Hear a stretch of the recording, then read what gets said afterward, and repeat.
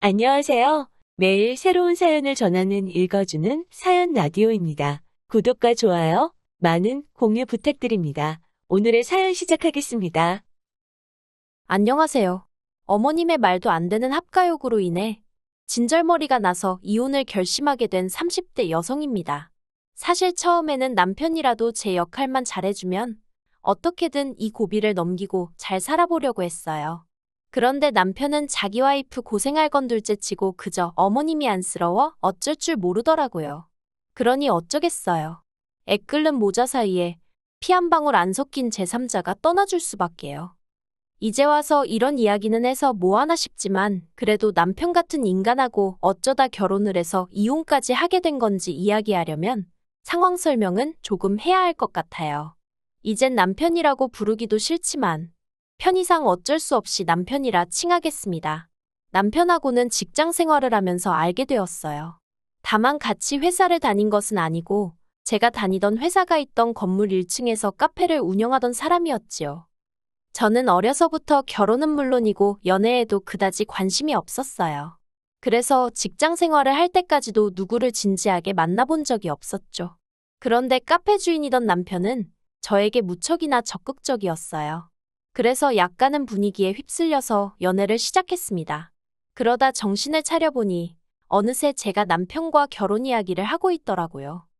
연애 당시 남편은 시부모님 명의로 된 아파트에서 혼자 살고 있었는데 결혼을 하면 저더러 그 집에서 신혼살림을 시작하자대요.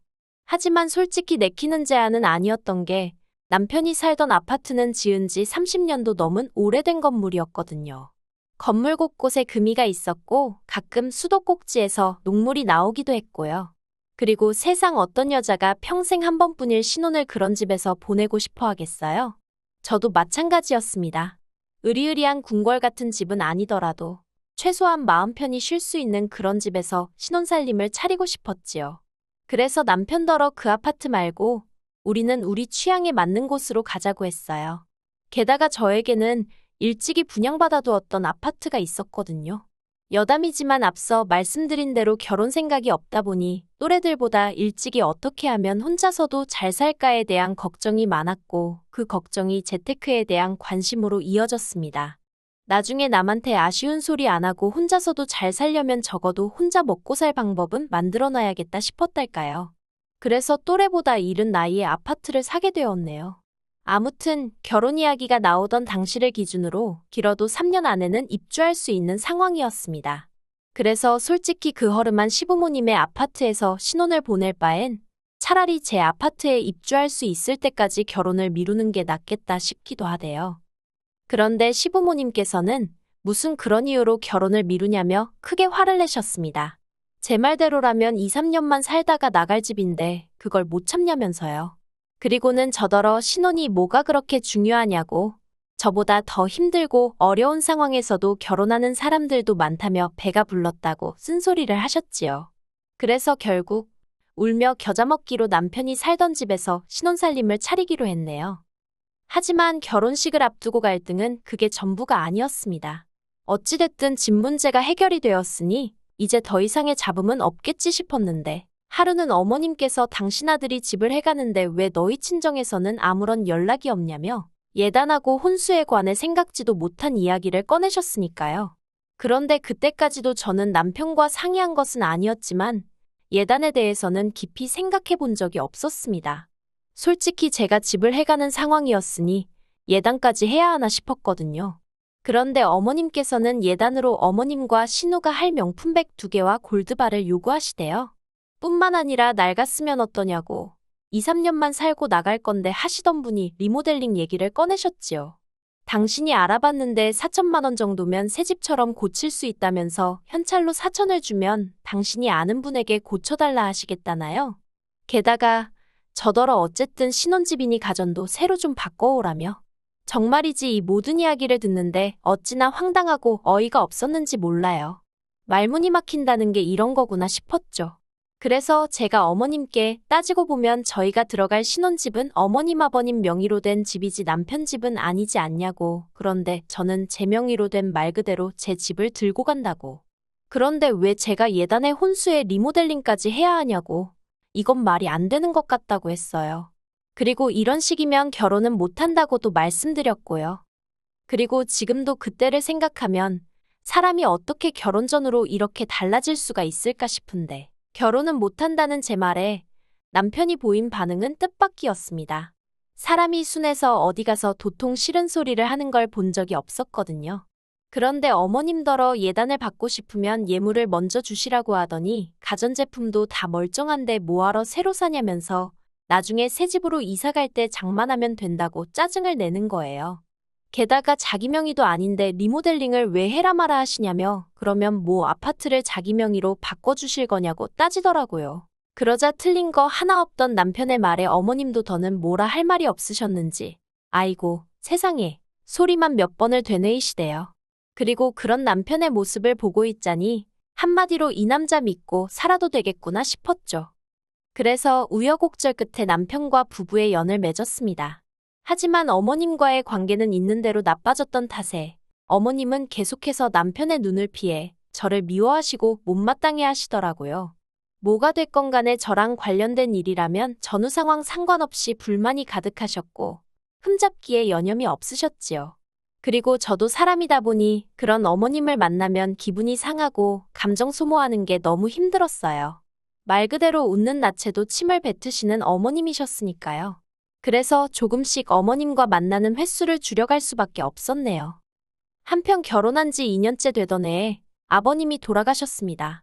원래도 아버님이 지병이 있으셔서 결혼을 서두른 감이 없잖아 있었는데 결국 세상을 떠나셨어요. 그리고 시부모님이 생전에 인꼬부부 같은 타입은 아니셨는데 그래도 아버님이 돌아가시니 뭐랄까 어머님이 힘들어하시는 게 눈에 보이더라고요. 그리고 그런 어머님을 보면서 남편도 무척이나 괴로워했고요. 그래서 그런 남편을 위해 어머님을 향한 제 개인적 감정은 잠시 뒤로 하고 어머님을 챙겼습니다. 어색하긴 했지만 그래도 어머님을 모시고 좋은 데 가서 식사도 하고 쇼핑도 다니고 제 나름대로 최선을 다해서 살가운 며느리가 되어드리려고 노력했어요. 그래도 싫은 소리와 불평불만은 여전하셨지만 그럴 때마다 고마워하는 남편을 생각하며 참고 참았습니다. 그런데 제가 혹시 괜한 짓을 했던 걸까요? 솔직히 어머님이 저에게 고마워하셨으면 했던 것도 아니고 어머님 좀 챙겼다고 유세 부리고 생색낼 생각도 없었습니다. 하지만 호의가 계속되면 권리인 줄 안다더니 어머님은 제가 잘해드리면 잘해드릴수록 저에게 요구하시는 바가 많아졌습니다. 어디 호텔이 식사가 맛있다더라. 누구네 며느리는 뭘 사다 줬다더라. 그래서 결국 질려버린 제가 다시 어머님과의 사이에 거리를 두기 시작했어요. 그리고 그런 와중에 제 명의의 아파트로 이사를 하게 되었습니다. 원래 저희가 살던 집은 시댁에서 차로 20분이면 닿을 거리였는데 이사를 가게 된 곳은 차로 1시간 남짓 걸렸으니 저로서는 숨통이 트이는 기분이었죠. 하지만 어머님께서는 왜 그런 동네에 분양을 받았냐, 꼭 이사를 가야 하냐 하며 온갖 잔소리를 하시더니 결국엔 당신도 같이 이사를 가면 안 되겠냐 하시더라고요. 아버님 돌아가신 이후로 혼자 지내려니 적적하고 외로우시다면서요. 하지만 저는 그런 어머님의 앓는 소리에도 불구하고 그 자리에서 합가는 어렵다고 딱 잘라 말씀드렸습니다. 그리고 이 일로 저는 남편과 전에 없이 큰 다툼을 하게 되었어요. 남편이 저더러 말이라도 한번 생각해 볼게요 하면 어디가 덧나냐며 정말 너무한다고 소리를 질렀거든요. 제가 남편더러 어차피 같이 안 살게 확실한데 실없는 소리를 왜 해야 하냐고 받아치니까 혼자 되신 어머님을 보고도 아무런 느낌도 없냐면서 저더러 지독하다는 거예요. 그리고 그런 남편에게 저도 실망이 이만저만이 아니었습니다. 처음에는 남편 눈을 피해서 저를 무시하고 구박하시던 어머님이 언젠가부턴 아예 대놓고 저에게 면박을 주시고 억지를 쓰셨는데 그럴 때 남편은 단 한 번도 어머님한테 그러지 마시란 소리를 한 적이 없었거든요. 그래놓고 저한테는 지독하니 어쩌니 하는 게 어이가 없었죠. 뭐 아무튼 그래도 그나마 다행이라고 해야 할지 남편하고 대판 싸운 덕분에 합가 이야기는 쏙 들어갔어요. 그리고 이후로 평소와 다름없는 일상을 보내고 있던 어느 날이었습니다. 어머님이 목욕탕에서 넘어지셨다고 연락이 왔어요. 하지만 불행 중 다행으로 부상의 정도는 심하지 않으시대요. 병원 의사 말로는 손목 근육이 살짝 놀란 정도라서 너무 무리하지만 않으시면 금방 좋아지실 거라고요. 그런데 어머님은 그때부터 별것도 아닌 일로 집에 좀 와보라며 그렇게 저를 호출하셨습니다. 심지어 한 번은 주말 아침이었는데 당신이 약속이 있는데 머리를 감으려니 손목이 시큰거려 죽겠다며 저더러 머리 좀 감겨달라고 부르신 적도 있었다니까요. 그리고 그땐 정말 아무리 상대가 어머님이라고 해도 속에서 열불이 올라오는 걸 참을 수가 없대요. 솔직히 그동안에도 정말 우라가 치미는 걸 참으며 어머님이 부르실 때마다 갔는데 그 이유는 딱 하나였어요. 사람이 왜 아플 때는 별것도 아닌 일로 더 서럽고 서운하고 그렇잖아요. 그래서 그냥 한 달이면 낫는다니까 한 달만 참아보자 생각한 거죠. 그런데 정말 그날만큼은 도대체 며느리가 시녀도 아니고 이게 무슨 경우인가 싶은 거예요. 그래서 이런 이유로 부르실 거면 저 말고 남편을 부르시라고 화를 냈습니다. 그런데 그랬더니 그날 이후로 어머님이 더는 저도 남편도 부르시질 않대요. 그러다 지난달이었습니다. 남편이 돌아오는 주말에 어머님 댁에 좀 같이 가자고 하더라고요. 그래서 무슨 일 때문에 그러냐니까 뭐 이런저런 할 이야기가 있다대요. 어차피 더 캐물어봤자 말해줄 것 같지도 않고 그래서 알겠다 했습니다. 그리고 며칠 뒤 예정대로 시댁에 내려갔는데 현관부터 집안이 얼마나 어수선하던지요. 거실이며 안방이며 곧 이사라도 갈 것 마냥 곳곳에 상자들이 쌓여 있었거든요. 그리고는 곧이어 어머님이 당신이 할 이야기가 있다며 저더러 이리 와서 앉아라 하시는데 왠지 불길한 기분에 남편을 쳐다봤습니다. 그랬더니 남편이 제 눈을 피하대요. 지금도 남편이랑 어머님이 정확히 어떤 대화를 주고 받았던 건지는 모르겠습니다. 하지만 확실한 건 남편과 제가 올해 들어 돈 문제로 다툼이 좀 있기는 했었어요. 회사 근처에 카페들이 우후죽순 생겨나면서 남편 카페 매상이 많이 떨어졌는데 남편이 천하태평이었거든요. 그래서 보다 못한 제가 어쩌려고 그러냐고 한마디 했더니 자기가 알아서 할 건데 왜 잔소리를 하냐면서 목소리를 높이는데 얼마나 어이가 없던지 결국 몇 번이나 큰 소리가 나고 말았습니다. 하지만 부부지간의 일이니 어머님께 이야기를 했을 거라곤 상상도 못했어요. 그런데 어머님이 이 이야기를 하시면서 앞으로 당신이 월세로 50을 낼 테니 같이 사는 게 어떻겠냐 하시대요? 그러면 저희는 여윳돈 50이 생기는 거니 얼마나 좋으냐면서요. 그래서 제가 월세로 50이 아니라 500을 내셔도 같이는 못 산다고 했습니다. 저도 퇴근하면 편하게 쉬고 싶은데 어머님이 계시면 어떻게 편하게 있겠냐고요. 저녁 식사도 그냥 대충 시켜 먹고 그래도 되는데 어머님이 계시면 그렇게 못하고 아무튼 여러모로 제약이 너무 많아서 싫다고 같이는 못 산다고 말씀드렸습니다. 그랬더니 어머님이 누가 저더러 저녁 차리라고 했냐면서 그런 거 안 해도 된답니다. 제가 주말에 늦잠을 자든 말든 뭐라고 안 하실 거라면서 저는 저대로 당신은 당신대로 편하게 살자는 거예요. 하지만 아무리 어머님이 무슨 말씀을 하셔도 아니 애시당초 제 집에서 왜 제가 그런 눈치를 봐야 하는 거며 허락을 받아야 하는 건지 도저히 납득할 수가 없었죠. 그래서 어머님께 왜 매번 이렇게 마음대로 생각하고 말씀하시냐고 어머님 이러시는 거 저 정말 힘들다고 했어요. 그랬더니 이제 어머님이 저더러 당신이 뭘 어쨌냐면서 화를 내시더니 괘씸해서 안 되겠다며 저더러 당신 집에서 살던 방세를 내놓으랍니다. 3천만 원을 당신 계좌로 지금 당장 보내라나요. 그리고는 하시는 말씀이 처음부터 제가 마음에 안 들었지만 아들이 좋아하는 여자라고 해서 꼭 참고 집도 내준 건데 저 하는 꼴이 아주 싸가지가 없다는 거예요. 그리고 그때부턴 저도 정말 할 말은 해야겠다 싶더군요. 그래서 그 거지 같은 집을 도대체 언제까지 우려먹으실 심산이시냐고 따졌습니다. 막말로 제 명의로 주신 것도 아니면서 뭘 그러시냐고요. 그러자 어머님은 이도저도 안 먹힌다 싶으셨는지 아이고 하는 곡소리와 함께 나오지도 않는 눈물을 쥐어짜내기 시작하셨습니다. 그리고도 부족하다 싶으셨는지 저를 보고는 너 잘났다 하며 삿대질을 하시는데 도저히 몰아드릴 말씀이 없더라고요. 그래서 그냥 가만히 서 있었어요. 그런데 남편이 그런 저를 보더니 정말 너무한다면서 어머님을 어르고 달래는 거예요. 엄마 울지 마. 우리 집 가자 하면서요. 어처구니가 없는 광경에 잠시 말을 잃었지만 저는 최대한 감정을 조절하며 남편더러 그럴 게 아니라 당신이 여기 어머님과 같이 남으라 했습니다. 어머님이 적적해서 같이 살고 싶다 하시는 거니 당신이 남는 게 모두에게 좋겠다고요. 그리고는 짐도 내가 챙겨서 여기로 보내줄 테니까 그런 줄 알라 했죠. 그렇게 당황한 남편이 어정쩡하게 행동하는 사이에 저는 제 차 끌고 집으로 와버렸습니다.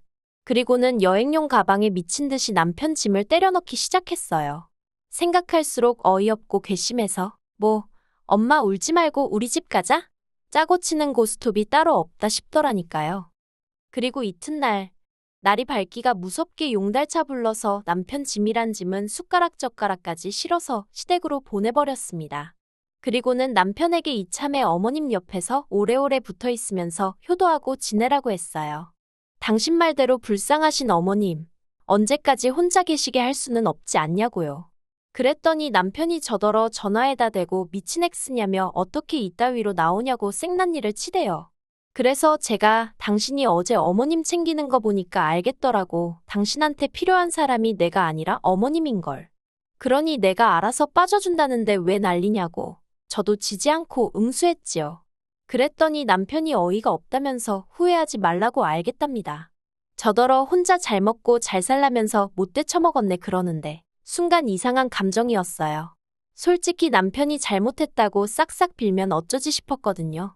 그러면 봐줘야 하나? 봐주면 또 이런 일이 생길 텐데 하고 걱정스럽기도 했고요.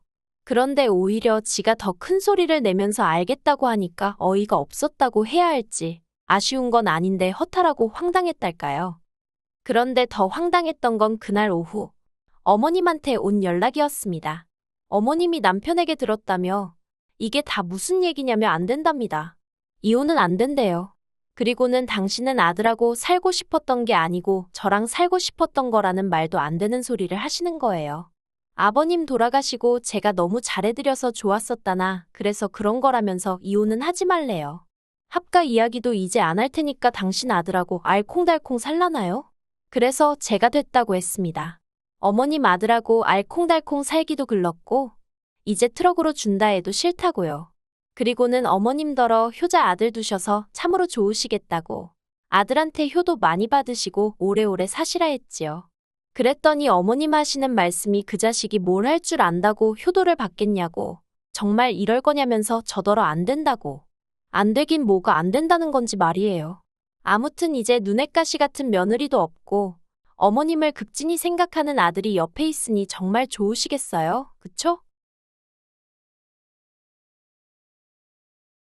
긴 이야기 들어주셔서 감사합니다. 오늘의 사연은 여기까지입니다.